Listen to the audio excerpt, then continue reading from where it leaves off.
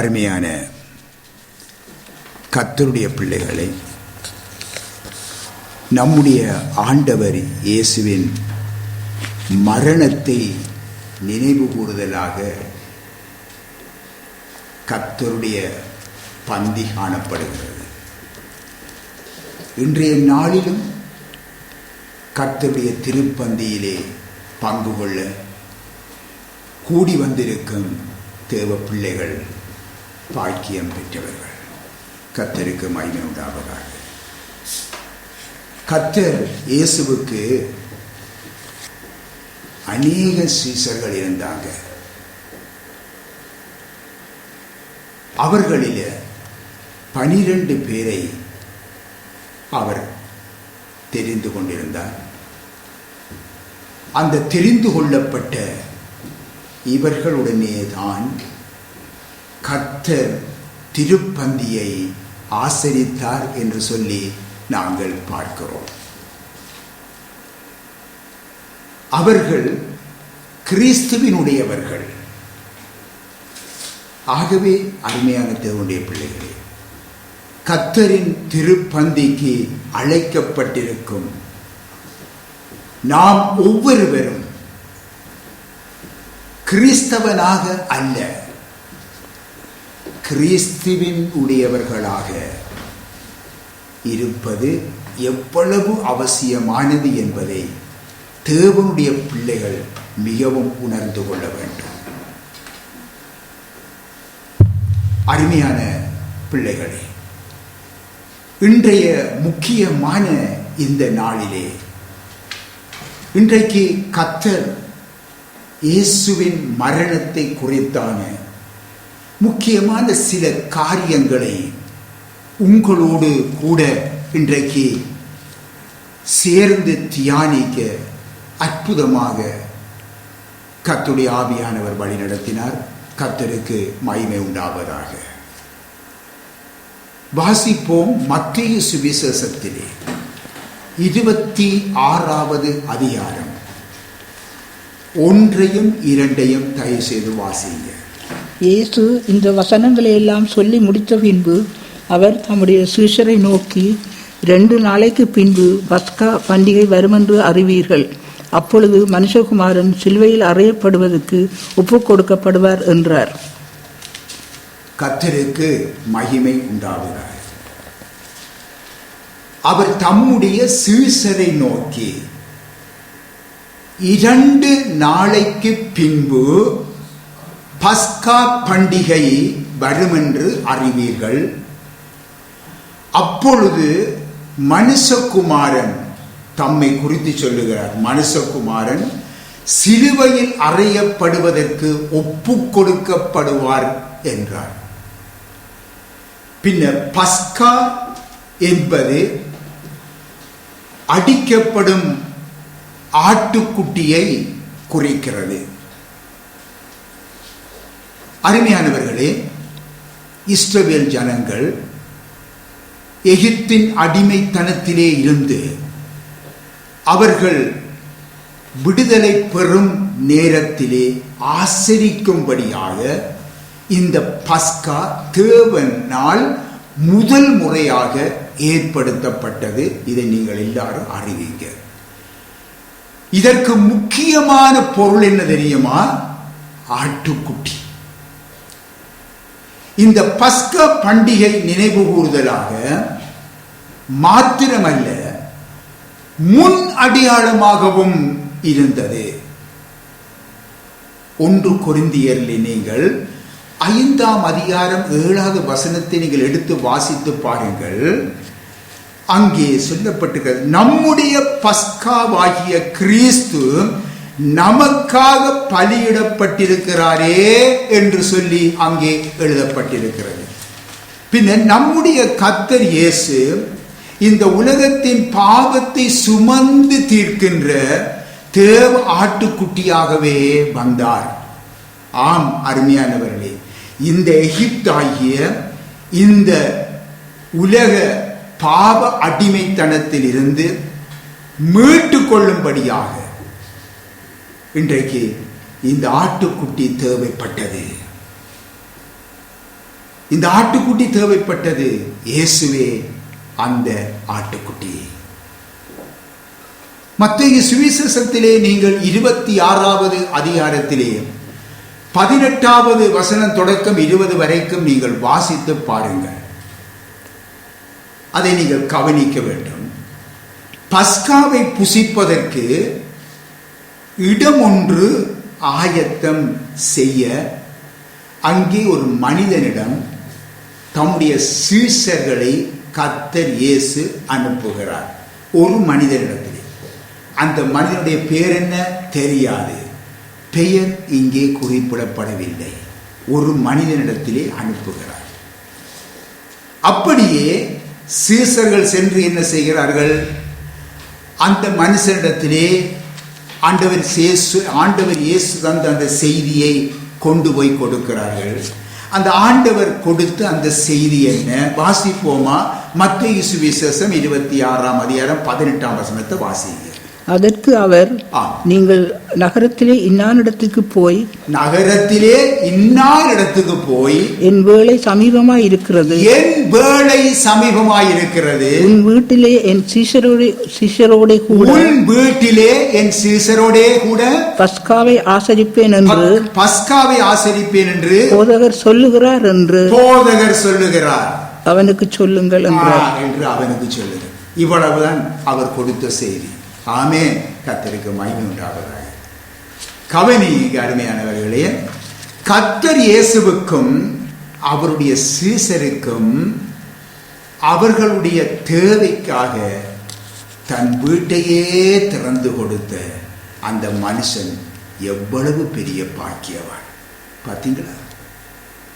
அதற்காக பாருங்க, அவன் ஏதாவது எதிர்பார்த்தானா?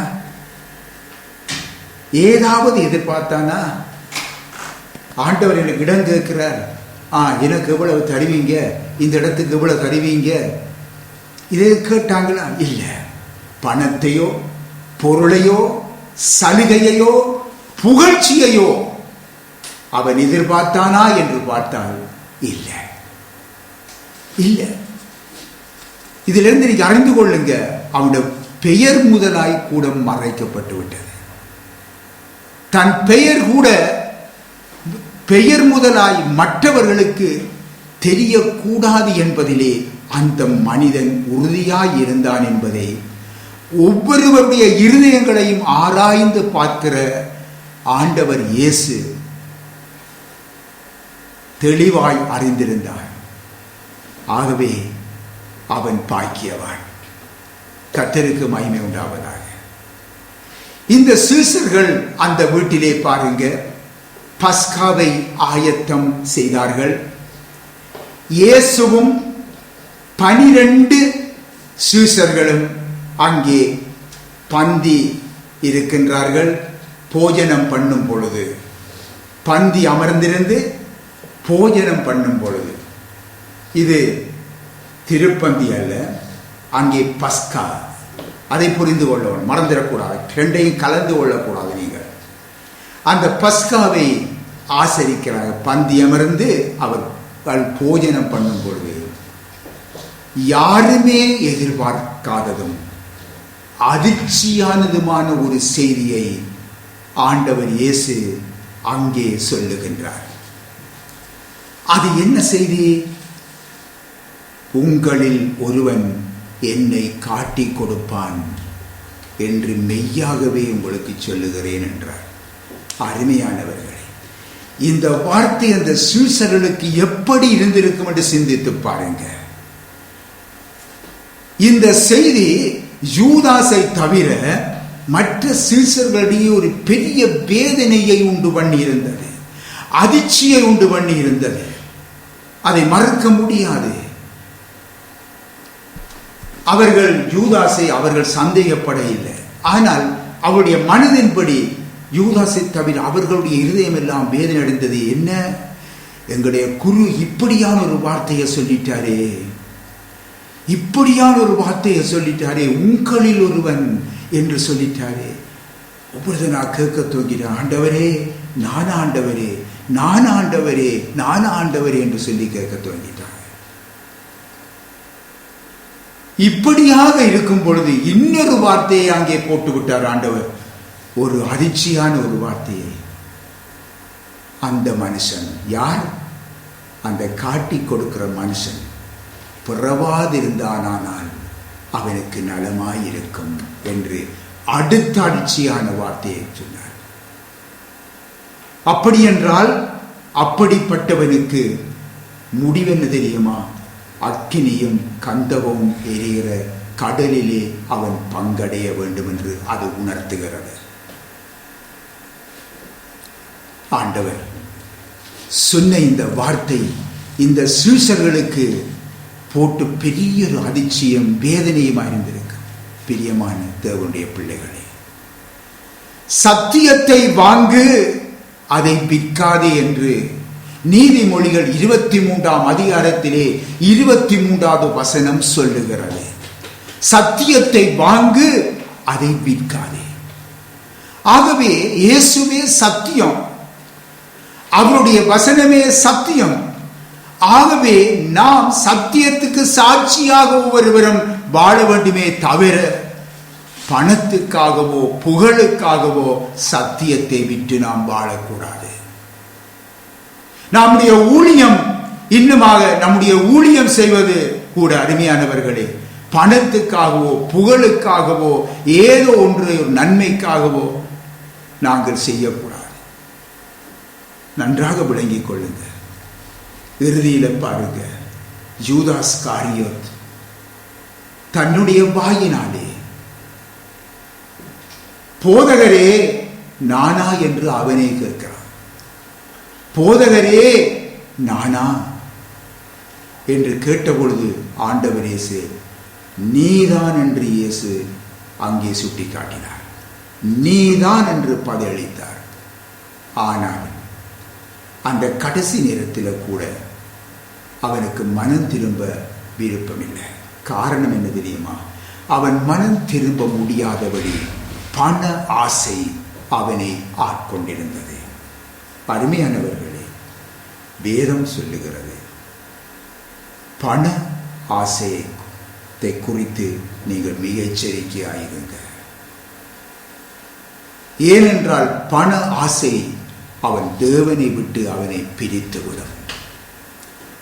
அருமையானவர்களே, நான் ஊழியம் செய்ய வேண்டுமா? பணத்தை எதிர்பார்க்க கூடாது. பணத்தை குறித்து பேசக்கூடாது.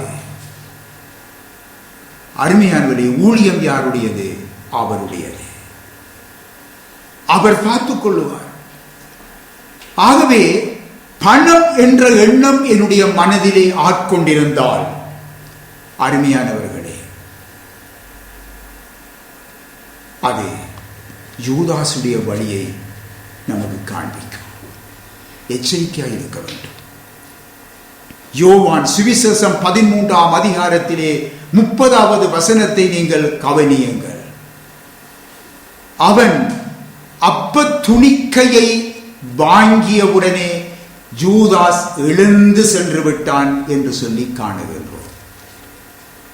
அருமையானவர்களே, இதை கொண்டு ஆண்டவருடைய பந்தி ஆரம்பிக்கும் பொழுதே யூதாஸ் அங்கு இருக்கவில்லை என்று சொல்லி சிலர் இன்றைக்கு நினைக்கிறார்கள். சிலர் இன்றைக்கு அதை வாதாடுகிறார்கள். அருமையானவர்களே, ஒன்றை சொல்லுகிறேன், இந்த கருத்து வேறுபாடுகளை ஆராய்வது இப்பொழுது அதுக்குரிய நேரம் அல்ல.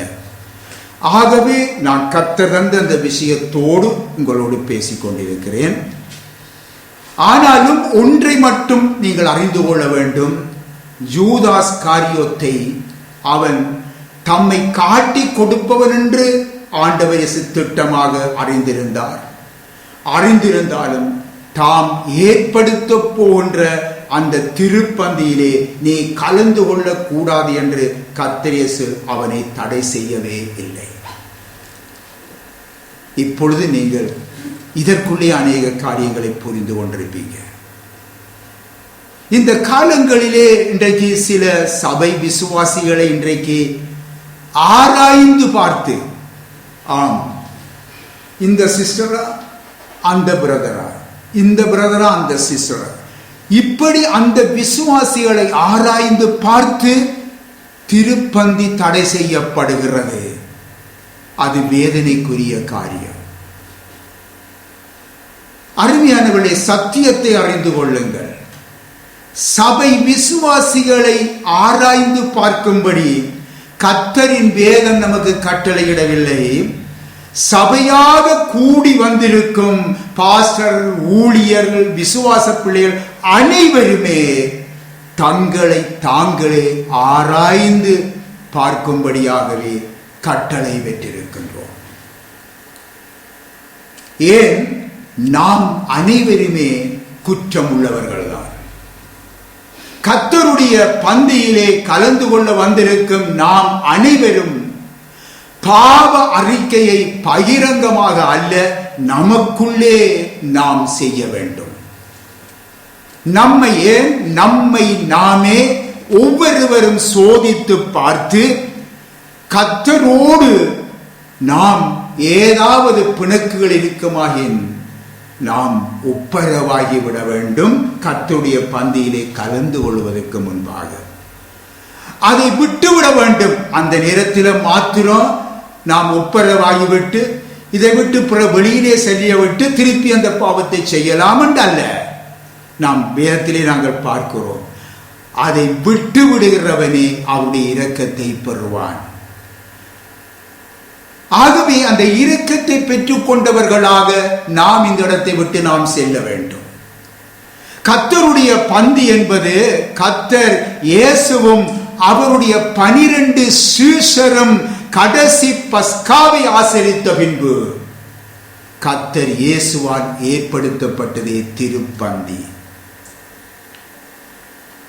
அருமையான கர்த்தருடைய பிள்ளைகளே, கர்த்தர் இயேசுவும் அவருடைய 12 சீஷரும் ஆசரித்த அந்த பஸ்கா விருந்து மேசையிலே அப்பம் இருந்தது, இரசம் இருந்தது.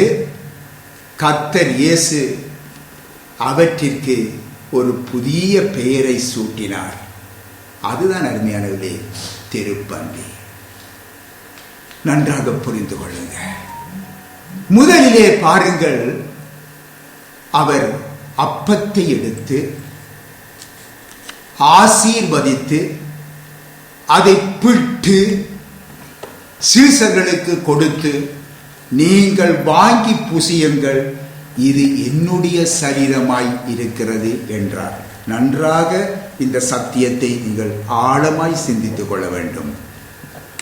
சிறு பிள்ளைகளுக்கு சொல்லுவது போல உங்களுக்கு நான் சொல்லித் தருகிறேன். கர்த்தர் இயேசுவை காட்டி கொடுப்பதும் அவரை பிடிக்க வேண்டும் என்று பல திட்டங்கள் எல்லாம் வெளியிலே நடந்து கொண்டிருக்கிறது. பேச்சுவார்த்தை நடந்து கொண்டிருக்கிறது. எவ்விதமாக இவரை பிடிக்க வேண்டும், எங்கே இருப்பார், என்ன மாதிரியாக அடையாளம் காண வேண்டும், இப்படியெல்லாம் வெளியிலே அங்கே ஒரு காரியம் நடந்து கொண்டிருக்கும் பொழுது இங்கே கர்த்தர் இயேசு தம்முடைய சீஷரோடு கூடி மேலறையிலே அப்பத்தை எடுத்தார் என்று பார்க்கிறோம். ஸ்தோத்திரம் செலுத்தினார் என்று பார்க்கிறோம். அப்படித்தான் எழுதப்பட்டிருக்கிறது. அப்பமானது ஒரு மனித சரீரத்துக்கு அடையாளமாயிருக்கிறது. அதை பிட்டு என்று சொல்லி நாங்கள் பார்க்கிறோம். இதைத்தான் நாம் கவனிக்க வேண்டும். இதை பிட்டு, இது உங்களுக்காக பிற்கப்படுகிற என்னுடைய சரீரமாயிருக்கிறது என்று தம்முடைய சரீரத்தில் சுமக்க போகின்ற அந்த பாடுகள் அகோரத்தை, அந்த பாடுகளின் அகோரத்தை அங்கே நினைவூட்டுகிறார். அந்த சரீரம் எவ்வளவு பாடுகளை அனுபவிக்க போகிறது என்பதை ஆண்டவர் இயேசு நினைவூட்டுகிறார். நம்முடைய பாவ அக்கிரமங்களுக்காக நாங்கள் அடைய வேண்டிய அந்த ஆக்கினையை தம்மீது ஆண்டவர் இயேசு ஏற்றுக்கொண்டார். ஒருவர் இருவருடைய பாவமா? கொஞ்சம் சிந்தித்து பாருங்க. இந்த உலகத்தின் பாவங்களை தம்மீது அவர் ஏற்றுக்கொண்டார் என்றால் அந்த சரீரம் எவ்வளவு அகோரமான பாடுகளை பட்டிருக்கும் என்பதை சிந்தித்து பாருங்க. அதைத்தான் அவர் அந்த அப்பத்தை எடுத்து பிட்டு காட்டுகின்றார். அவ்வளவாக அவருடைய சரீரம் பிக்கப்பட போகிறது. இந்த உலகத்தின் பாவம் எல்லாம் அவர் மேல் விழப்போகின்றது. இது உங்களுக்காக பிற்கப்படுகிற என்னுடைய சரீரம் என்று தன்னுடைய சரீரத்தை காண்பிக்கிறார். எனக்கு அருமையானவர்களே, நம்முடைய கர்த்தர் இயேசு அப்பத்தை எடுத்து முதலிலே ஸ்தோத்திரம் பண்ணுகிறார் என்று பார்க்கிறோம். கவனியுங்க, இந்த உலகத்திற்கு வந்து இந்த மனுக்குலத்தின் பாவங்களுக்காக பலியிடப்படுவதற்கு ஒரு சரீரம் தேவை. அதுதான் ஒரு ஆட்டுக்குட்டியாக பாடுபட்டு, நிந்திக்கப்பட்டு, அவமானப்படுத்தப்பட்டு, வேதனைகள் பட்டு, நொறுக்கப்பட்டு மரணம் அடையும்படியான ஒரு சரீரம் தேவையல்லவா? அது மனித சரீரம். இந்த சரீரம் தனக்கு கொடுக்கப்பட்டதற்காக பிதாவை நோக்கி அவர் ஸ்தோத்திரம் பண்ணுகிறார். இந்த சரீரத்தை இதற்காக தந்திருக்கிறீரே, ஸ்தோத்திரம் பண்ணுகிறார். அருமையானவர்களே, இதுதான் அந்த ஸ்தோத்திரத்தின் அடையாளம். நாங்கள் எப்பொழுதாவது சிந்தித்து பார்த்திருக்கிறோமா? அப்பத்தை பாருங்கள், அப்பம் மாவினால் செய்யப்பட்ட ஒரு பொருள்.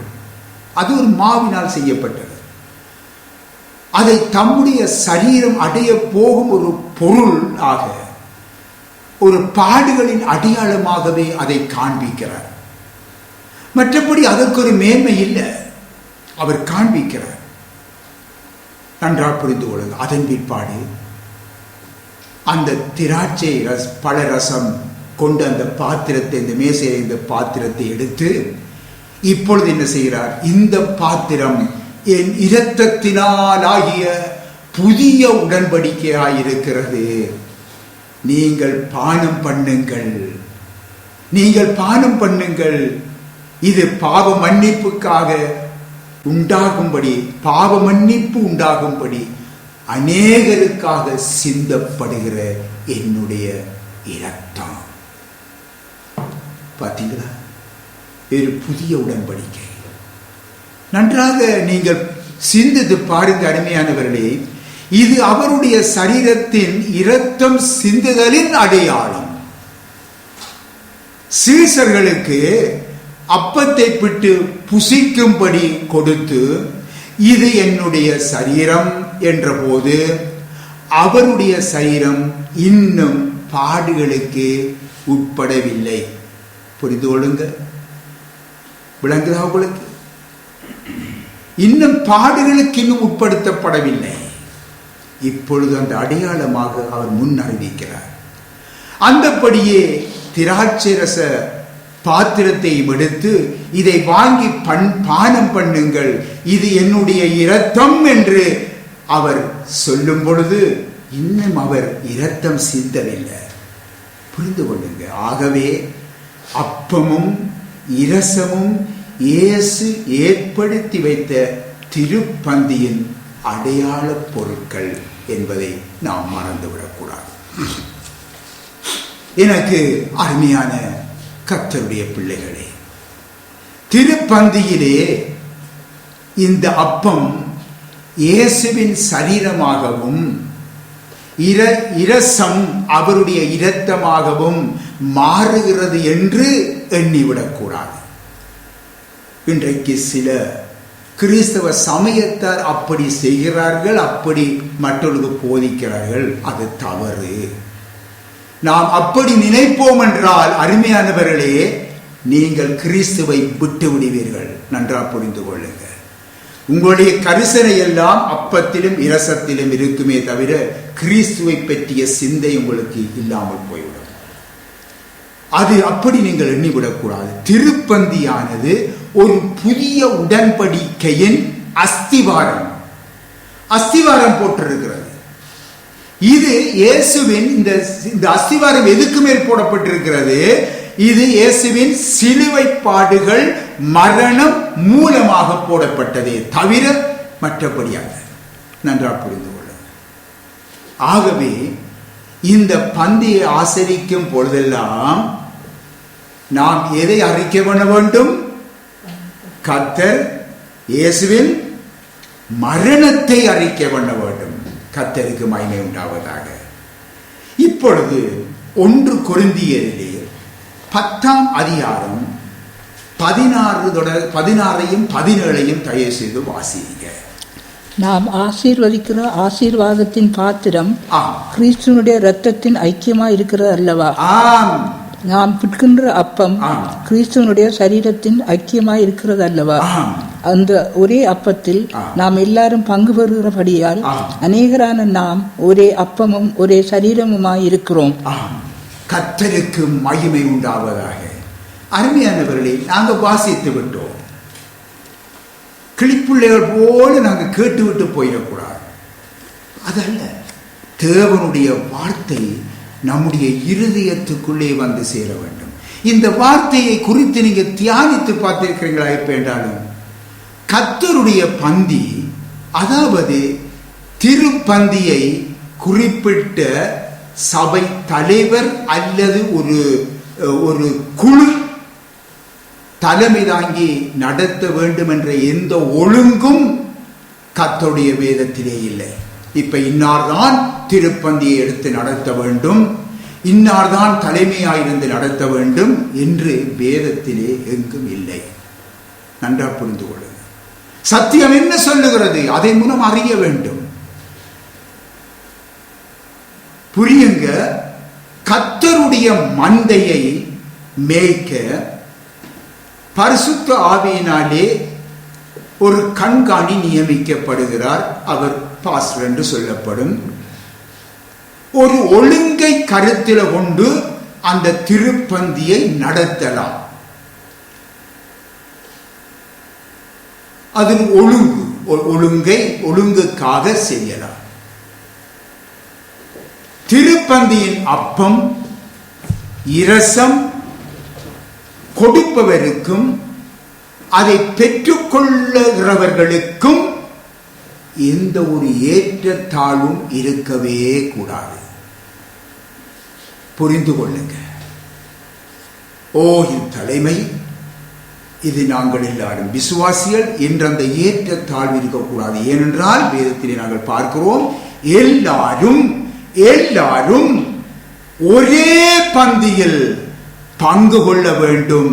கிறிஸ்துவே நமக்கு அந்த வேளையிலே தலைவராய் இருக்கிறார். ஆமென். கர்த்தருக்கு மகிமை உண்டாவதாக. தேவனுடைய பிள்ளைகளே, நம்முடைய கர்த்தர் நாம் கடைபிடிக்கும்படியாக 2 ஆசாரங்களை ஏற்படுத்தி இருக்கிறார். அது என்ன 2 ஆசாரம்? உங்களுக்கு அதென்றால தெரியுமா? சொல்லுங்க பாப்போம். 2 ஆசாரங்களை கர்த்தர் நாம் கடைபிடிக்கும்படியாக ஏற்படுத்தி இருக்கிறார். என்ன ஆசாரம்? சொல்லுங்க, வெட்கப்படாமல் சொல்லுங்க. எல்லாரும் கற்றுக்கொள்ளத்தானே வந்திருக்கிறோம். 2 ஆசாரங்கள் என்ன தெரியுமா? நான் சொல்றேன். ஒன்று முழுக்க ஞான ஸ்நானம், 2 கர்த்தருடைய பந்தி. 1 முழுக்க ஞான ஸ்நானம், அடுத்தது கர்த்தருடைய பந்தி. இது கர்த்தர் நாம் கடைபிடிக்கப்படும் தந்திருக்கிற 2 ஆசாரங்கள் தான். வேறு ஆசாரம் இல்லை. முழுக்க ஞான ஸ்நானம் பாருங்க, அது என்ன? ஒருவர் மனம் திரும்பி சுவிசேஷத்தை விசுவாசித்து கிறிஸ்துவின் சீசனான உடனே முதலாவது அவன் கீழ்ப்படியும் ஆசாரம் ஞான ஸ்நானம். நன்றாக விளங்கிக் கொள்ளுங்க. இது ஒரே முறையில் தான் நிறைவேற்றுகிறது. ஒரு முறைதான் நிறைவேற்றுகிறது.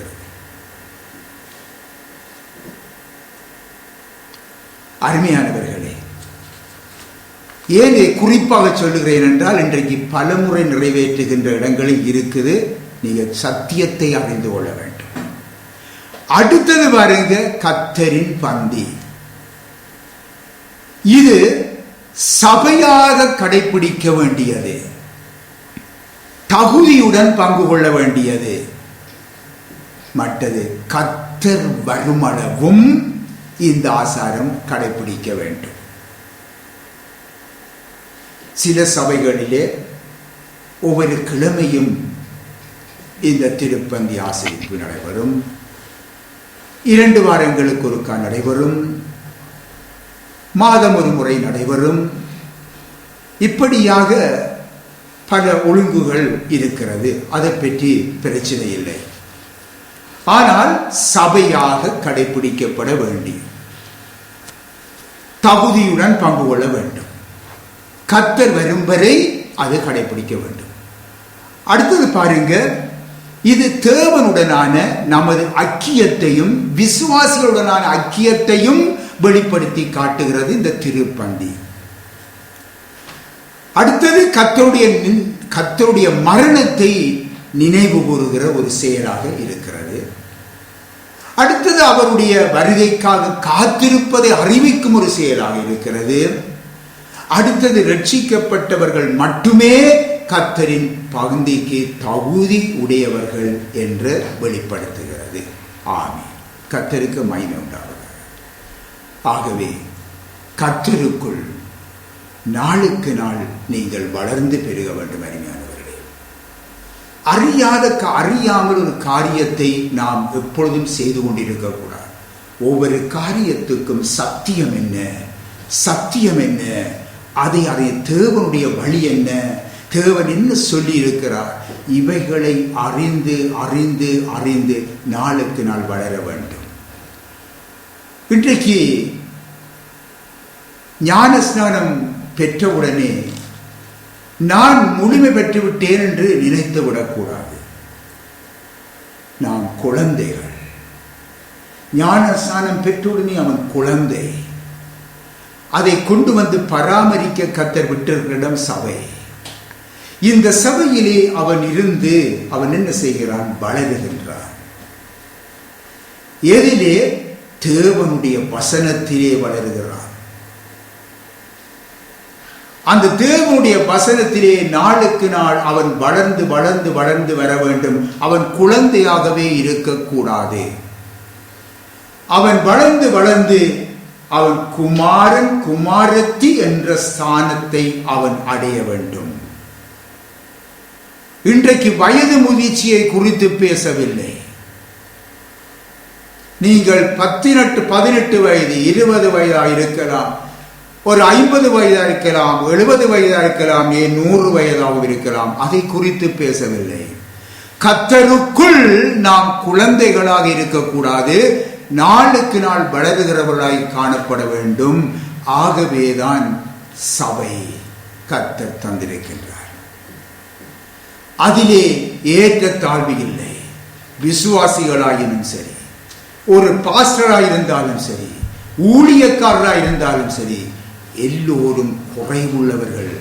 அவர்கள் எல்லோரும் சபையிலே இருந்து வளர வேண்டும்.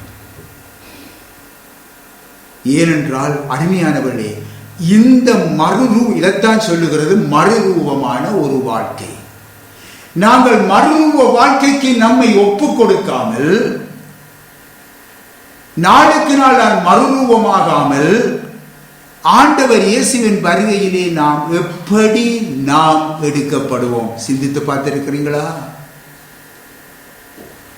நான் இன்னும் குழந்தைகளா இருந்தா குழந்தைகளை கொண்டு போக ஆண்டவர் இயேசு வரமாட்டார். நாம் வளர்ச்சி அடைய வேண்டும். நீங்கள் உங்களுடைய பிள்ளைகளுக்கு திருமணம் செய்ய காலம் வந்தவுடனே பிள்ளைகளுக்கு கல்யாண கார்டு அடிக்கிறீங்க, அழைப்புதல் அனுப்புறீங்க. என்னுடைய குழந்தை இன்னாருக்கு இன்ன குழந்தைக்கு கல்யாணம் பண்ணா போடுவீங்க. என்னுடைய புதல்வன் புத்திரி என்றுதான் போடுவீங்க. குழந்தை என்று போடுவீங்களா? இல்லை. பின்ன ஏனென்றால் அந்த இடத்துக்கு வருவதற்கு அவன் குழந்தை பருவத்திலே இருந்து அவன் வளர்ந்து வர வேண்டும். நாம் இன்னும் சபைக்குள்ளே பால் குடிக்கிற குழந்தைகளாக இருக்கக்கூடாது. இன்றைக்கும் இருக்கிறார்கள். இன்றைக்கு சூப்பியும் பால் போத்தலும் கொண்டு வந்து சூப்பி கொண்டே இருக்கிறார்கள். நான் உண்மையான போத்தல சொல்ல இல்லை, நான் சொல்றேன், புரிந்து கொள்ளுங்க. குழந்தை ஸ்தானத்திலே இருக்கக்கூடாது. நாம் அனைவருமே விசுவாசிகள் தொடக்கம், ஊழியர்கள் தொடக்கம், அவர்கள் வளர வேண்டும், மறுரூப வாழ்வுக்கு ஒப்பு கொடுக்க வேண்டும். ஒரு காலத்திலே குழந்தையா இருக்கும் பொழுது ஒரு தவறை செய்துவிட்டு அது இன்னும் வளர்ந்த பிறகு நான் அதை செய்வேன் என்றால் அது பாவமாக கருதப்படும். அதுக்கு தான் பரிசுத்த ஆவியானவர் நமக்கு கொடுக்கப்பட்டிருக்கிறார். அவருடைய வழிநடத்தல் என்னவாக இருக்கிறதோ அந்த வழிநடத்தலுக்கு நீ ஒப்பு கொடுக்காத வரை நான் குழந்தைகள் தான். அருமையானவர்களே, நாம் மறுரூப வாழ்க்கைக்கு நம்மை ஒப்பு கொடுத்திருக்கும் பொழுதுதான் நாம் அப்பொழுது நிறைவானவர்கள் அல்ல, குறைவானவர்களாகத்தான் இருப்போம். ஆனால் ஆண்டவர் இயேசு வரும் பொழுது நம்முடைய அந்த குறைவை நிறைவாக்கி, அவர் முழுமையாக்கி, தன்னுடைய சாயலாக்கி தன்னோடு கூட சேர்த்துக் கொள்வார். நாம் மறுரூப வாழ்க்கைக்கு ஒப்பு கொடுக்க இல்லை என்றால் அவருடைய வருகையிலே நாம் ஈடுபட முடியாது. யாரா இருந்தாலும், அது எந்த பெரிய உலக பிரசித்தி பெற்ற ஊழியனாய் இருந்தாலும் ஈடுபட முடியாது. அந்த சத்தியத்தை நீங்க அறிஞ்சு கொள்ளுங்க. ஆகவே அருமையானவர்களே, இந்த திருப்பந்தி அதனுடைய அடையாளம் என்ன, அதனுடைய காரியம் என்ன நீங்க அறிந்திருக்கிறீங்க. இதை நீங்கள் வீட்டுக்கு கொண்டு சென்று தியானியுங்க. தியானிக்கும் பொழுது உங்களில் இருக்கிற கர்த்தருடைய ஆவியானவர் உங்களை மென்மேலும் அதிலே வளர்த்து விடுவார். கர்த்தருக்கு மகிமை உண்டாவதாக. ஆமென். கர்த்தர் உங்களை ஆசீர்வதிப்பார்.